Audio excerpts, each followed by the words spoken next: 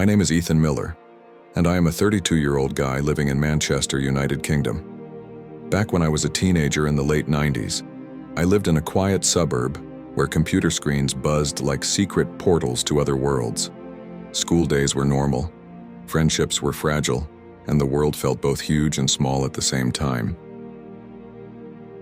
In this story, I am the main character, a socially awkward kid who loved video games more than football and found comfort in glowing PC screens instead of crowded playgrounds. My best friend Liam and I shared everything: our pocket money, our dreams, and our passion for gaming. We believed trust meant loyalty, until someone new entered our lives and turned that world upside down. This story is about friendship, betrayal, and teenage revenge, born not from cruelty but from hurt pride and the stubborn fire that only young hearts carry. It is about how small acts can spiral into chaos, and how innocence can turn sharp when pushed too far. It's messy, emotional, and unforgettable, a memory carved deep into the years. My story is about the time a simple gaming trade turned into one of the wildest pranks and most intense lessons of my youth. Back in the mid-90s, when chunky monitors hummed like restless insects and floppy disks felt like tiny portals to another world, being a PC gamer made you part of a secret tribe. I remember walking into school with a game tucked in my backpack as if it were a precious jewel. There were no online stores, no digital downloads, only patience, hope, and the thrill of waiting for airmail packages from abroad with titles we dreamed about. Me and my best friend were like treasure hunters. We saved pocket money for months just to buy a single game, sometimes splitting the cost, knowing we'd trade and copy them like sacred scrolls. Our parents didn't really understand why two teenagers stared into blinking screens instead of playing outside. But to us, every pixel felt alive, every level a new kingdom. We treated our games with reverence, clean hands, careful touch, protective cases. Then, this new kid arrived. Quiet at first, slick hair, polished shoes, the type who walked like he already owned approval. Rumors spread fast. His uncle had a huge collection of PC games, ones we had never managed to get our hands on. Doom 2, Monkey Island, The Settlers, all whispered like forbidden treasure. We saw opportunity. We saw a chance to expand our tiny digital kingdom, and maybe, just maybe, belong to something bigger. We approached him with friendly smiles and genuine excitement. Gamers recognized gamers, right? Or so we thought. We offered him our prized originals, trusting with the kind of innocence only kids can afford. In return, he promised flawless copies from his magical family vault. We imagined weekends lost in new worlds, laughing, sharing secrets like allies in some digital war. But excitement has a way of blinding good judgment before truth claws through silk hopes. The first time he returned a disc, we chalked the corruption up to a bad copy. It happened sometimes.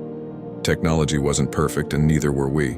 But then came the second, third, 10th, each disc useless, each protection file missing, each excuse thinner than paper left in the rain.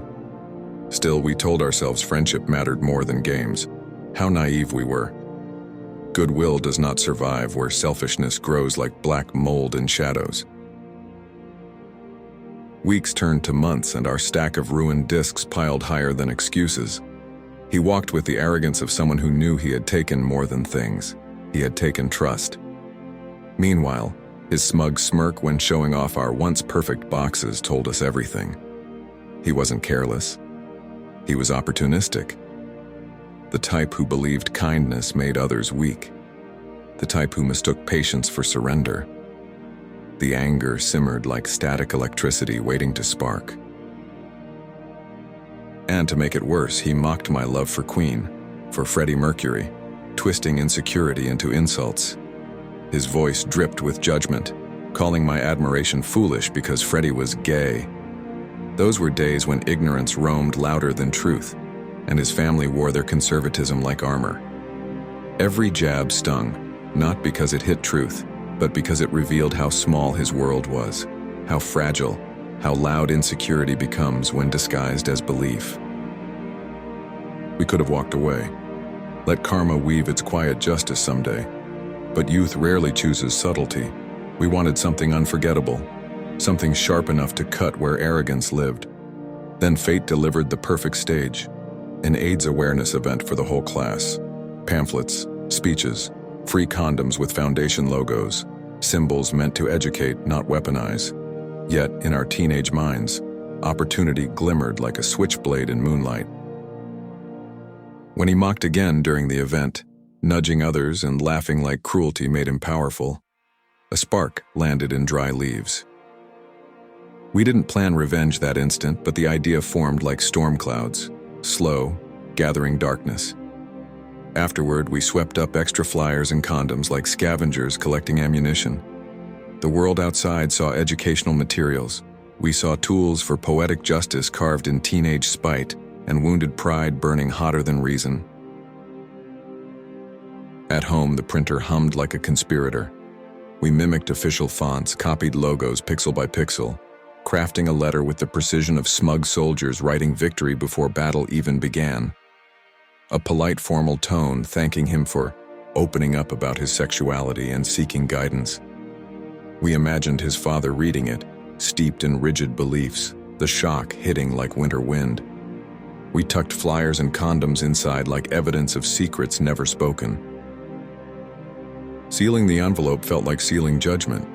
Not moral judgment, but adolescent justice laced with pettiness and righteousness in equal measure. We mailed it with trembling excitement, adrenaline rushing through our veins. Revenge isn't noble, especially when born from teenage emotion, yet in that moment it tasted powerful. We imagined him opening it, but fate twisted sweeter. The envelope was addressed to Mr. Last Name, ensuring his father opened truth carved in fiction. We didn't anticipate the explosion. Rumors swirled before we even confirmed results.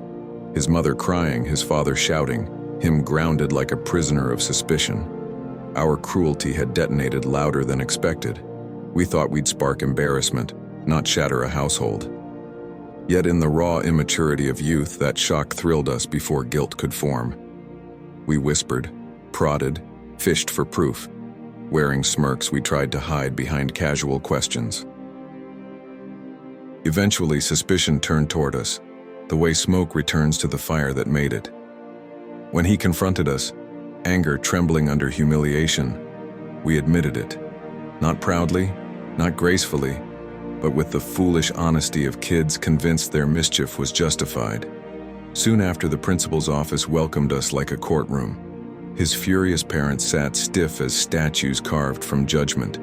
We weren't villains to ourselves, but in that office, we wore the title fully. Standing there, explaining vengeance wrapped in teenage insecurity, we felt the weight of lines crossed. And yet, beneath guilt and fear, a twisted satisfaction glowed. Because in our childish world of trust traded for betrayal, we believed we'd restored balance.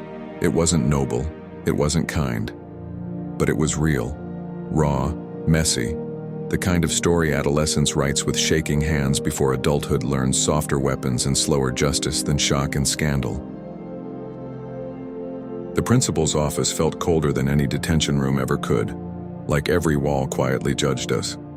His parents sat stiff, eyes sharp with fury, while ours looked confused and disappointed. We weren't hardened troublemakers. We were just two kids who thought humiliation could heal betrayal.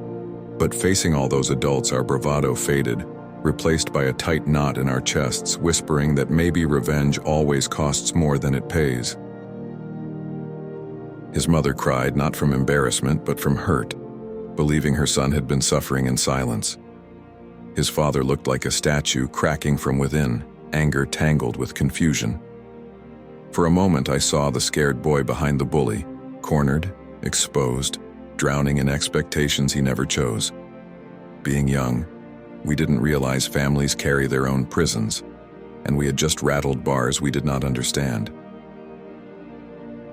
Punishment came swift: detention, school apology, and a stern lecture about sensitivity and boundaries. No suspension, thankfully. Teachers saw children acting foolish, not criminals plotting ruin. But the real sentence wasn't written on paper. It settled in our minds. Whispers swept through the school like wind through tall grass.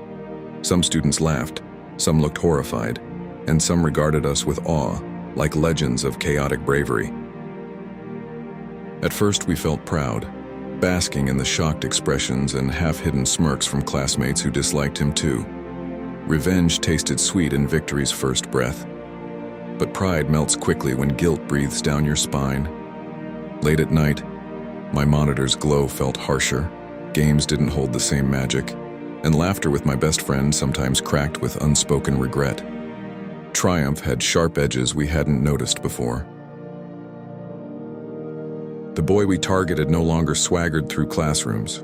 He was quieter, shoulders tighter, eyes darting like someone waiting for another blow. We wanted him ashamed. We didn't expect him wounded. He didn't talk to anyone much, and each time he glanced at us, something hollow flickered. It wasn't anger, it was confusion mixed with fear, like we had turned from victims into predators overnight. Days passed and the joke began to rot. Friends who cheered us earlier now shifted awkwardly when the topic came up. We weren't heroes. We were proof that humiliation spreads like fire, bright at first, then choking. Teachers watched us closely, not unkindly, but like gardeners eyeing plants that grew crooked. The boy's parents pulled him from extracurriculars. The rumor was therapy followed. Eventually, curiosity pushed me to speak to him alone. My voice shook more than his did. I didn't expect forgiveness. I didn't even know if I deserved it. He listened, stiff and distant, and when I apologized, he just nodded slowly. Not accepting, not rejecting, just tired. That was the first time I wondered if revenge doesn't balance scales. It simply shifts weight from one hurting heart to another. His final words stayed with me longer than any punishment. I just wanted to fit in too. Simple, fragile, haunting. In that moment, every corrupted disc felt like a childish mistake, while our prank felt like a storm we created out of pride. Betrayal hurts, but sometimes cruelty comes dressed in righteousness and we don't see the harm until it stands trembling right in front of us.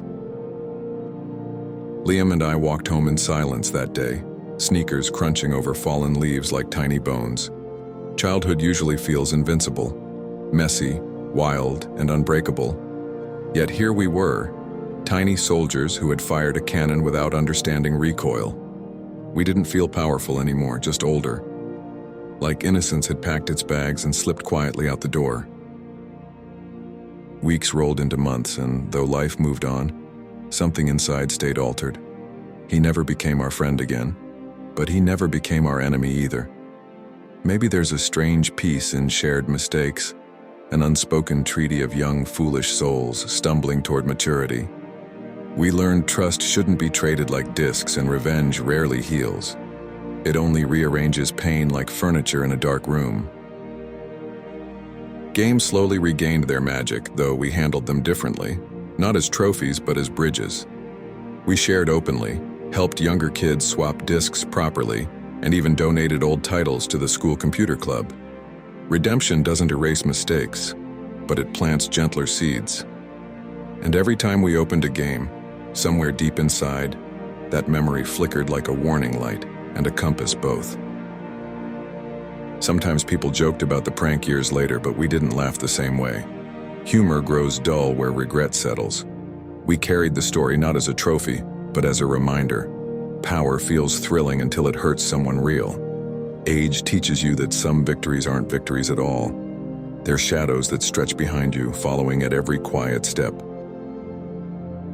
Even now, grown and far from those chalk-dusted hallways, I remember the tremor in his voice, the weight in the room, the sting of realizing right doesn't always live on your side. Youth is a wild, sharp thing, beautiful and dangerous. But every scar on it shapes the adult that follows. And this one, well, it became a compass pointing toward gentler choices. We thought we conquered him. Instead, we met ourselves. And that's the brutal magic of growing up, learning that fairness is fragile, kindness is strength, and the world is full of hidden battles we might never see. Some lessons aren't taught in classrooms. They erupt in the chaos we create, then settle quietly inside, whispering, Next time, choose better. Years rolled forward like pages on a calendar fluttering in soft wind, and the memory of that scandal slowly softened at the edges. Still, whenever life placed me near old-school corridors, or I heard the click of a floppy disk in some retro cafe showcase, a quiet ache tugged inside me. We had grown older, polished by time, but that teenage fire, so reckless and bright, flickered in memories that refused to fade entirely. Liam and I stayed close, our bond weathered like leather stretched by years and mistakes. Sometimes we laughed about old gaming glitches or LAN party chaos, but when the prank surfaced, silence followed. Not shame, more like respect for a younger version of us who made mistakes big enough to shape character. We did not rewrite it, did not justify it. We simply carried it like a photograph worn at the corners. I saw him again once, the boy who unknowingly became the center of our storm. It was at a bus stop on a rainy afternoon, Manchester drizzle painting the world in silver blue hush. He looked older, calmer, a faint tiredness in his eyes but not broken, just human. He recognized me, offered a nod, and though no words passed, a quiet truce hovered in the damp air, gentle and strangely comforting. The world had changed. Internet soared, games streamed across invisible wires, children tapped screens effortlessly. But our era felt carved in something deeper, slower. Back then, friendships weren't swiped into existence. They were built through shared fears, shared secrets, and yes, shared mistakes. And as life unfolded, I began to see how every foolish step carried seeds of empathy waiting to bloom in older soil. That prank didn't make us legends. It made us students of humanity long before classrooms offered lessons about kindness and consequence. We didn't know then that insecurity hides behind bravado, or that cruelty often begins with wounds we never learned to voice. But time teaches with patient hands, and sometimes the hardest truths are planted when we are too young to understand their full weight. I started volunteering years later, guiding kids who struggled to fit in, their hearts loud with confusion and dreams. Maybe I was trying to repay an old debt, or maybe maturity simply calls us to soften where we once sharpened. When I saw shy boys clutching game consoles like lifelines, I smiled, not at them, but at the echoes of a boy I used to be, searching for belonging through screens and pixels. Sometimes I wonder who he became, the boy with strict parents and heavy expectations. Did he learn to breathe easier? Did life grant him room to stretch into himself? We never exchanged apologies or philosophical closure, but maybe life doesn't always script perfect endings. Sometimes peace arrives quietly, not through grand gestures, but through years that soften anger into understanding. If I could speak to my teenage self, I would not scold him.